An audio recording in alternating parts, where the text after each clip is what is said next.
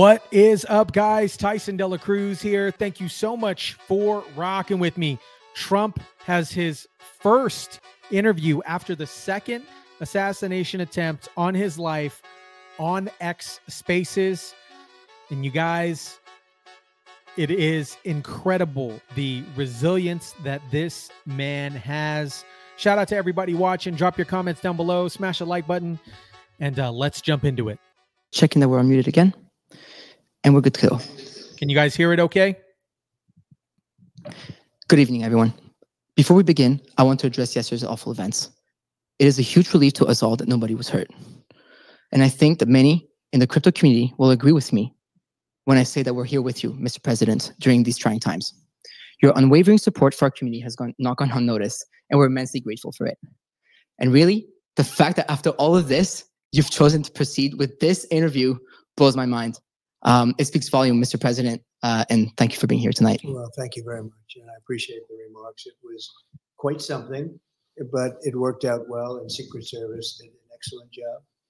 And they have the man behind bars, and hopefully he's going to be there for a long time. Dangerous person, very, very dangerous person. But I appreciate the comments very much. Well, I appreciate you for allowing me to interview you and in your wonderful Mar-A-Lago home, which is truly an honor, and I'm very grateful for it. Thank you very much. Thank you. So, Mr. President, I can say that myself, like I was saying, the crypto community and millions of Americans are relieved that you're here with us today after the second attempt on your life at the Trump National Golf Club. It's just horrifying. Can you run us through what happened? So I was playing golf with some of my friends. It was on a Sunday morning. And very peaceful, very beautiful weather. Everything was beautiful. It was a nice place to be. And all of a sudden we heard shots being fired in the air. And I guess probably 4 or 5. And it sounded like bullets, but what do I know about that? But Secret Service knew immediately it was bullets. And they grabbed me, and I think probably the other one, Steve is one of the people, Steve Witkoff, a great friend of mine, a great businessman from mostly New York and Florida, great businessman, and more importantly, just a fantastic person. So we're in the group, and everybody we got into the carts, and we moved along pretty good. I was with an agent, and the agent did a fantastic job. There was no question that we were off that course. I would have loved to have sank that last putt, but we decided, well, let's get out of here. And what the gunfire was actually, interestingly, was a Secret Service agent had seen a barrel of a AK-47, which is a very powerful gun, rifle. And he started shooting at the barrel, started shooting in the bushes. Wow. Could only see the barrel. How good is that, right? But could only see the barrel. Based on that, he started shooting and ran toward the target and was shooting a lot of, those were the shots we heard. The other one never got a shot off. And he ran across the street and grabbed his car, hopped into his truck or car. And amazingly, a civilian in that area saw something and it looked very suspicious. And in the car, drove their car to the back of his truck of some kind and took pictures of the license plate, gave them to the sheriff's office. Sheriff Bradshaw is fantastic, very great sheriff for a long time. And within a fairly short period of time, they tracked him down on the highway. It was a pretty high-speed chase. And they ended up getting him. They got him. Because you wouldn't want to have somebody like that out there. No. He dropped his gun, the AK-47. He left his gun. He left cameras behind, left a lot of things behind. So the agent did a fantastic job. The civilian did a phenomenal job. A woman. Who would think you could take 1,000 times like that? How many people would have the brain power to follow him and take pictures of the back of his truck so that they end up getting, and the key was the license. So they got the license, and after they had the license, there's all sorts of technology where they can literally pinpoint where this truck is. I never knew something like that existed. And they pinpointed him on the highway. They got him with a high-speed chase. So they got him.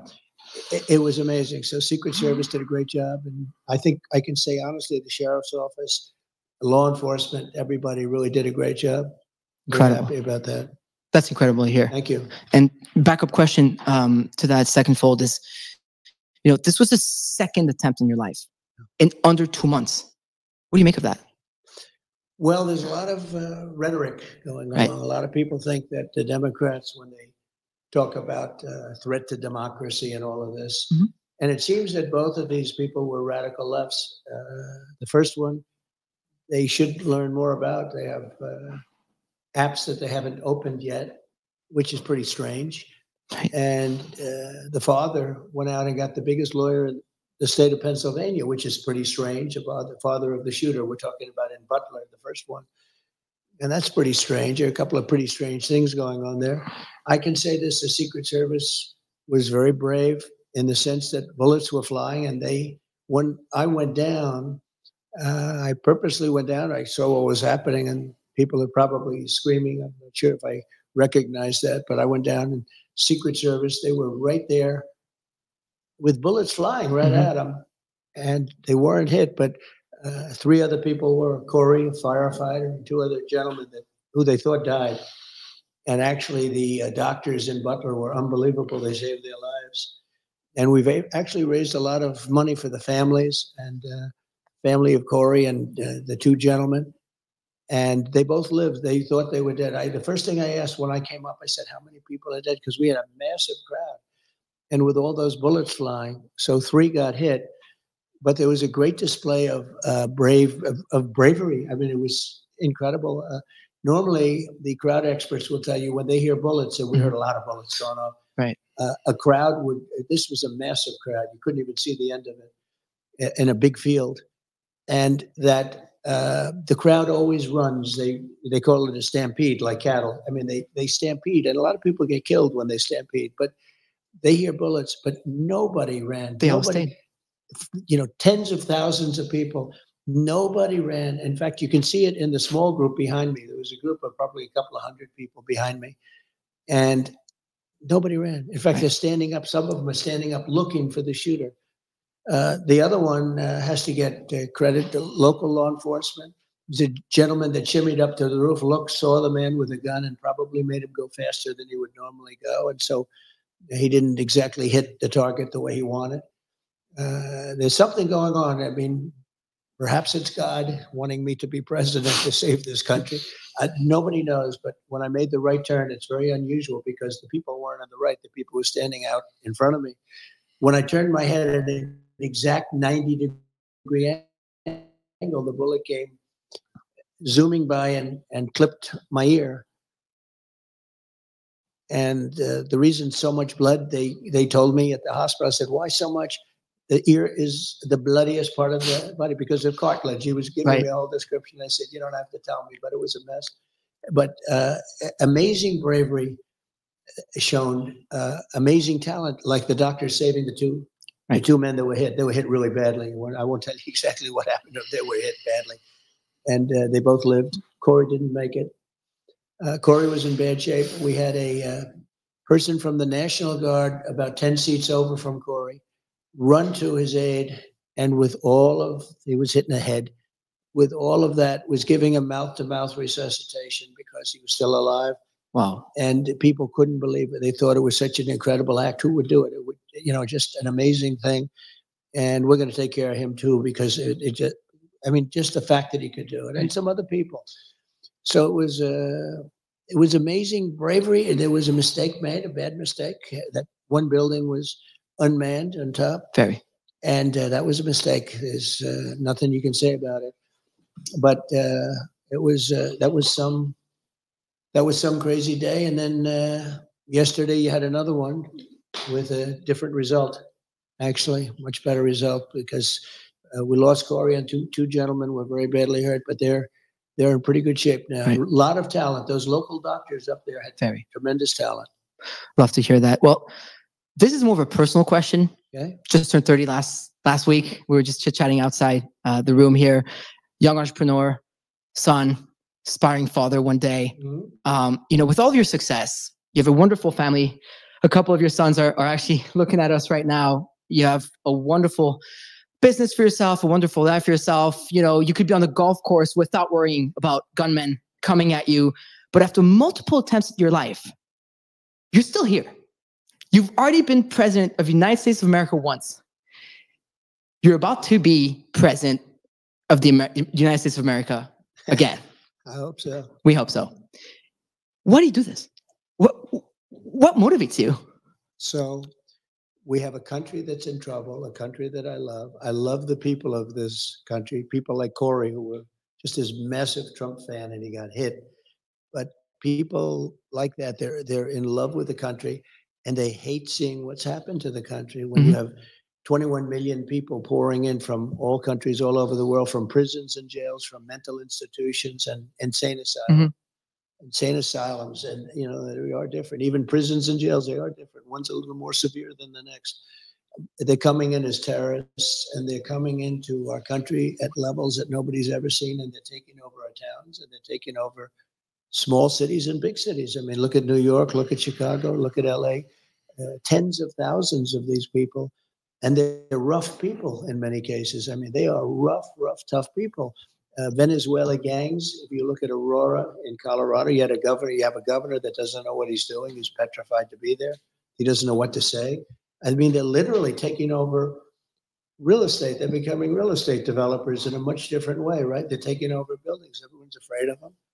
And they have a big AK, talking about AK-47s. That's what they have. They carry massive guns. You say, where would they get this kind of power?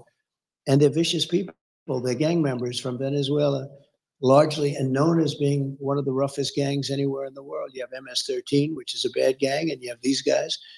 And we're going to clean them out. We're going to get them out. But the bottom line, just to answer it quickly, I love the country. We're going to make America great again, and we'll be able to do it. We did it once, and we'll do it again, and much easier this time. The border is in much worse shape than it's ever been. This is the worst border there's ever been in any country. They have not done the job that they have to do. I mean, you have Kamala, she was the border czar. I call her the comrade because she's a Marxist. She wants to tax everybody out of business. She wants to raise taxes to 70, 80%. She wants an unrealized capital gain tax, which is the craziest thing I've ever heard. Nobody's ever even heard of such a thing. And they'll put everybody out of business. We'll end up in a depression if she gets in. And very simply, though, we're going to make America great again, greater than ever before. And I love doing it. Being from Canada, I can probably relate to what that means. Yeah. You've got some problems. A crypto entrepreneur based in Montreal here. So it's, it's not always the best feeling as someone who's trying to build something out of, nothing here. Speaking of which, I'm wondering now, I know this is quite different, right?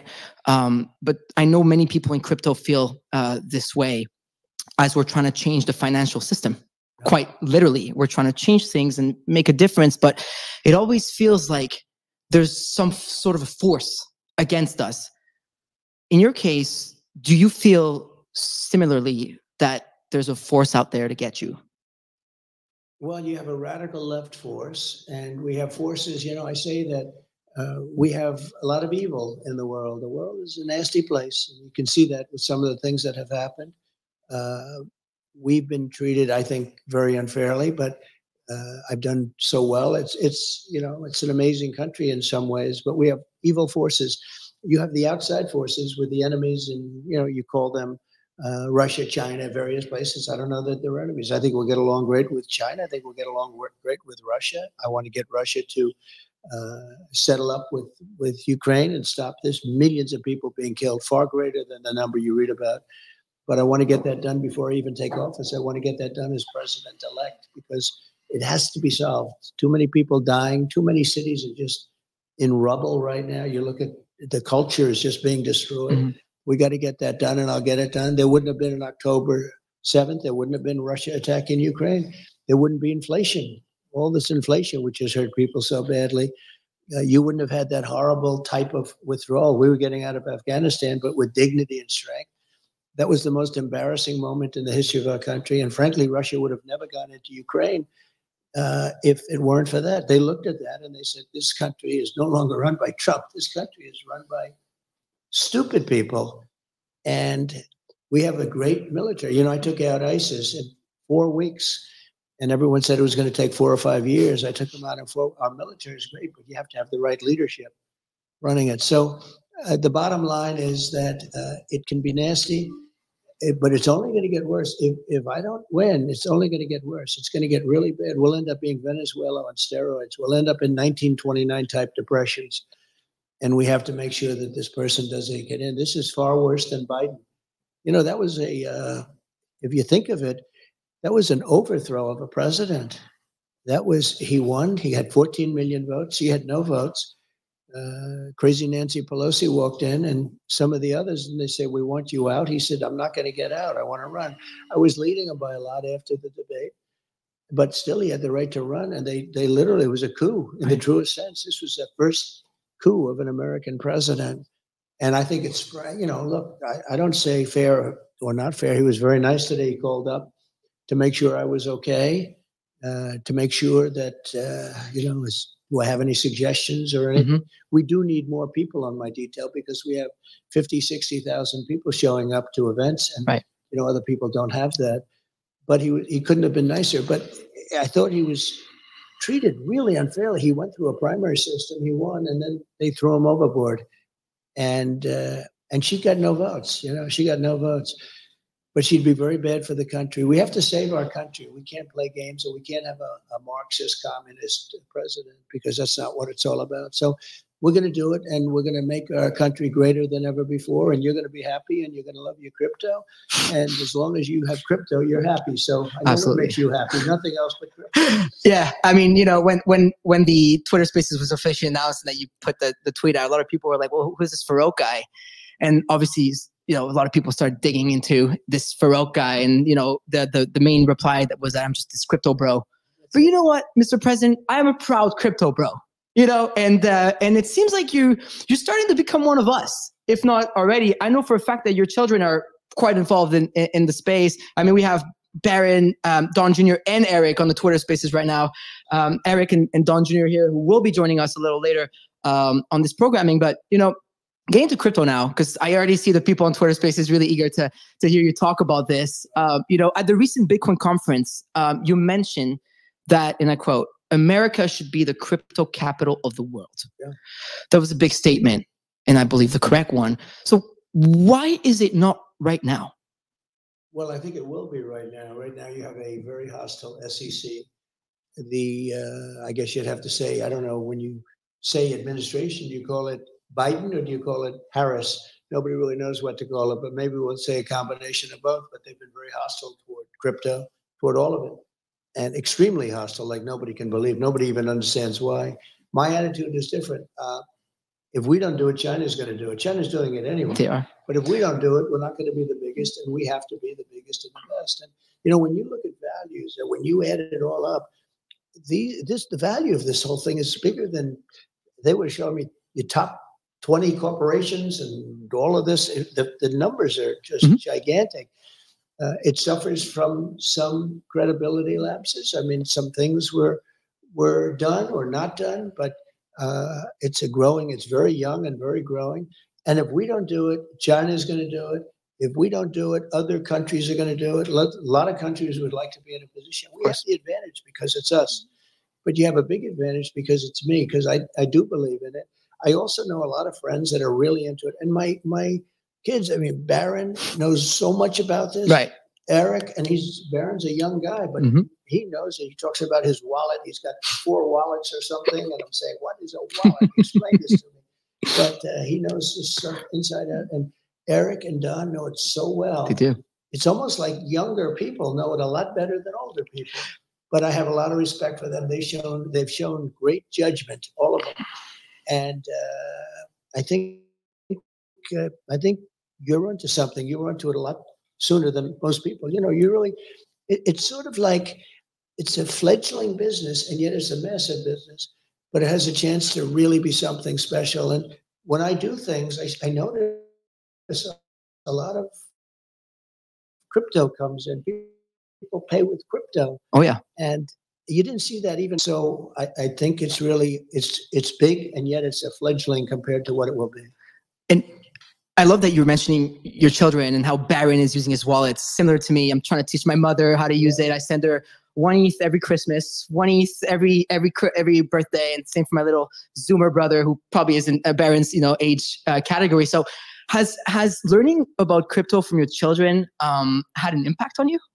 Well, it makes it easier, and it's sort of like a language.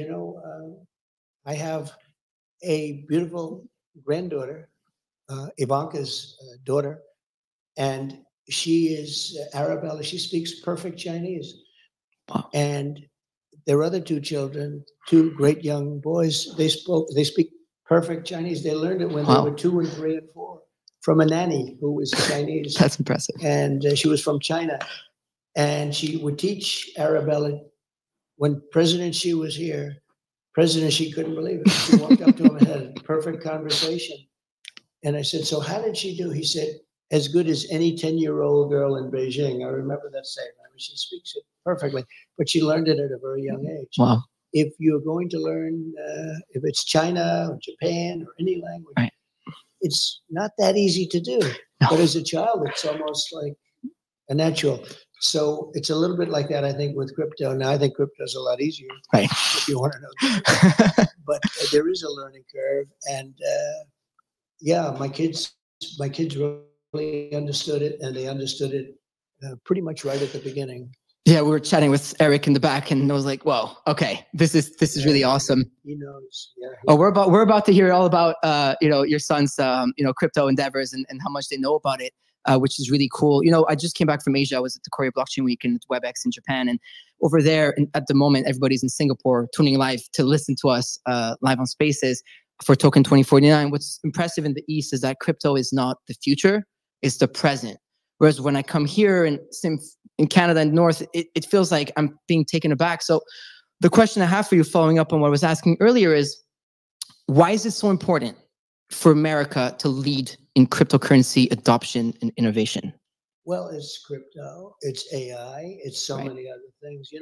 AI, speaking of an interesting future, it needs tremendous electricity capability beyond anything I've ever heard. It never made sense to me, but this is what it needs. If you take all of the electricity coming out of the US, in order to be dominant in AI, you need twice that amount, just for this one thing. Who would think that? You need twice the electricity we already have.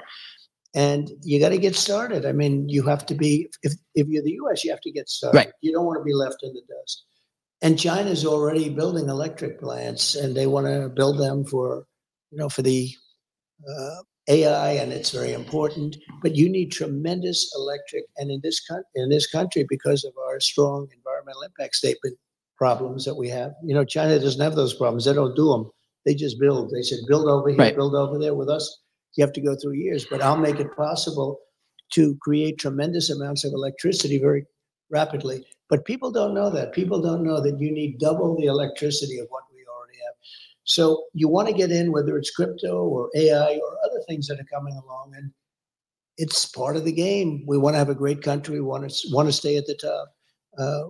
We're making things now. We're starting, and it started under my administration, that there was no chance of ever even getting involved in for a long time. Right. And we're leading the pack in so many ways. One of the things I'm very proud of is Space Force.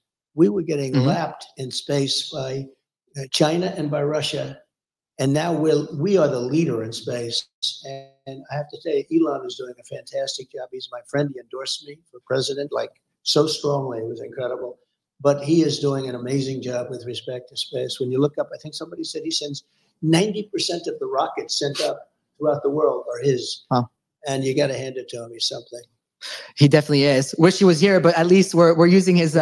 We'll get him. We're definitely using his platform to do so, and I'm sure there's a reason for that. So, to create this future we're talking about, right? Like, there's a lot of American entrepreneurs, founders in crypto that need to sadly leave the country because it feels like at times we're being treated like we're not really welcome to build companies here. The CEO of our company over at Rug Radio was actually debanked earlier last year, but we'll get into that later. Do you think it's important for America to have a legal framework for crypto so that businesses can thrive and survive here? I do, and they should have certain safeguards too. Maybe somebody would say that's a bad thing to say, but no, it can't be totally freewheeling. And I spoke to some of the big crypto people, they want safeguards, they want certain safeguards. But it's a very hostile environment right now. From what I understand, the SEC has been extremely hostile and really going after people. And I think, frankly, since they heard I was involved, they've treated people much better. Maybe they view it as votes. But people that were under serious investigation for having done nothing wrong are all of a sudden allowed to go free. And I really believe that's because they see, this is a very big market. This is a very powerful market. So I'm glad I helped. If I helped, I don't know, maybe I didn't. But the SEC has been unbelievably hostile. The one thing is that if for some reason bad things happen and we don't win the election, those people that were under investigation and that are free as a bird right now, and people that weren't being looked at in the crypto world, they will be living in hell because it'll start the day after the election if they win. And I view it differently. I mean, I just view it that we have to be the top no matter what we do. Right. Chips or anything else. We were really starting to go with the chips. We have to be number one. And I think AI is really important, but I think crypto's one of those things we have to do. Whether we like it or not, we have to do it. It's really, really cool to hear it from you in person. We've only heard it on TV, in newspaper, etc. But it feels good to know that a presidential candidate and someone who is already president of the United States of America feel this way about cryptocurrency. I'm sure myself and a lot of people in the industry are relieved to hear that. And now we'll see what the results are in November. But on something a little lighter now, I remember the day your NFT collections came out. That was super cool. So I host a morning show called FOMO Hour with my friend OSF and Mando and now Tyler. And so we were live on air when the link dropped. And so it was the very, very first collection. There was a chance to have dinner with you. And I remember just like scrambling to buy. And we're staying live. We stopped the show live on air to thousands of people like, no, we got to buy these. We're going to buy these. I got to spend $25K on this. Let's go. Right. Let's do it. Which is another cool thing about people in crypto, right? Or there's crypto bros that they call. And so we're trying to buy these things.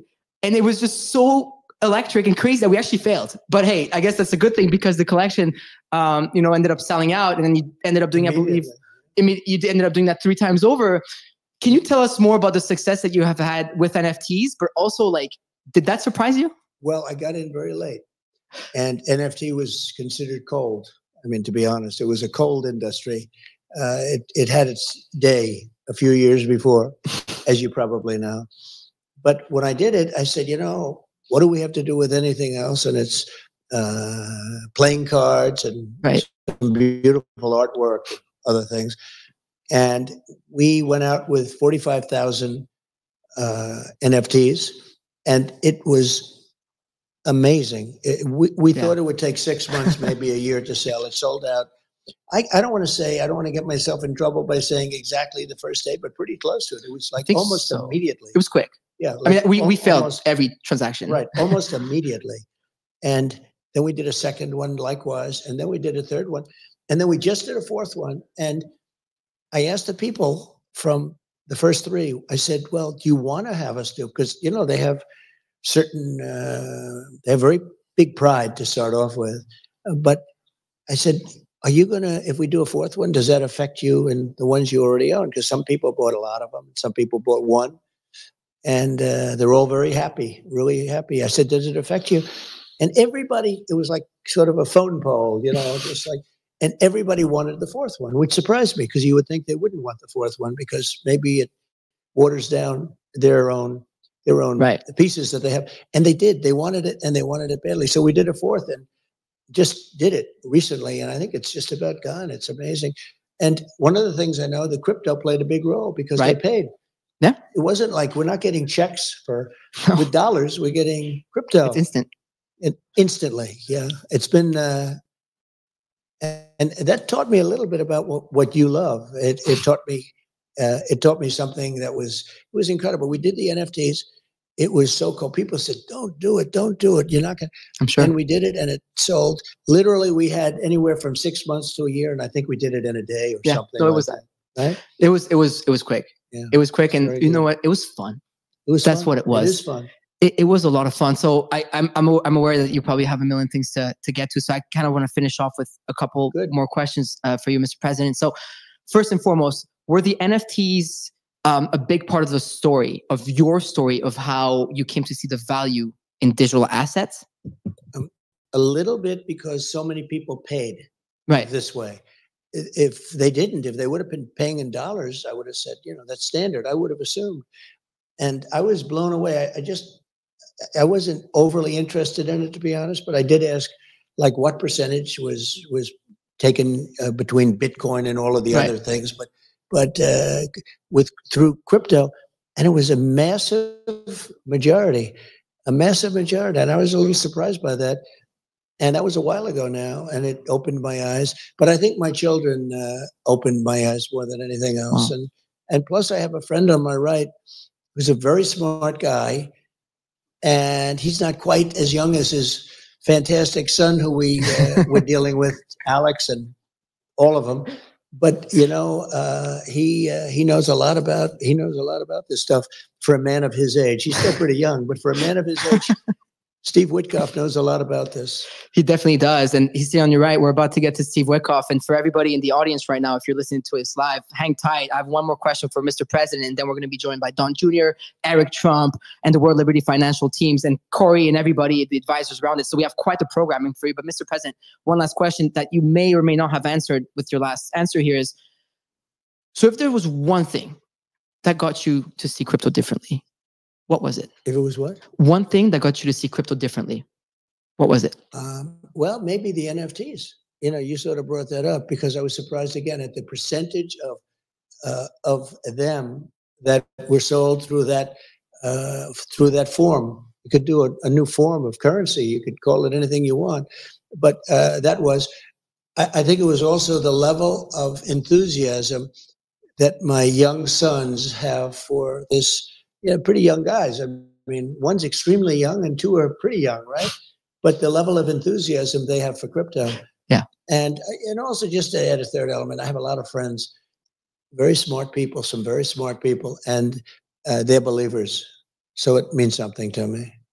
Well, I appreciate that. And I appreciate you. Everybody hang tight, please. I will go to Mr. Witkoff in a second, and we'll be joining by the next set of guests. But Mr. President, it's an honor. Thank you for having me. And honestly, the fact that you've done this the day after a second assassination attempt means the world to me. Just a little 30-year-old boy from Montreal that, started from just hosting Twitter Spaces, now hosting yourself. So thank you for allowing me to do so. Great job. Thank you very much. I hope you guys enjoyed that. Trump on surviving 2 assassination attempts on X. Let me know what you guys thought about his resilience and him as a leader for this country. Drop your comments down below. Smash the like button, share, subscribe. And as always, I'll catch you on the next one.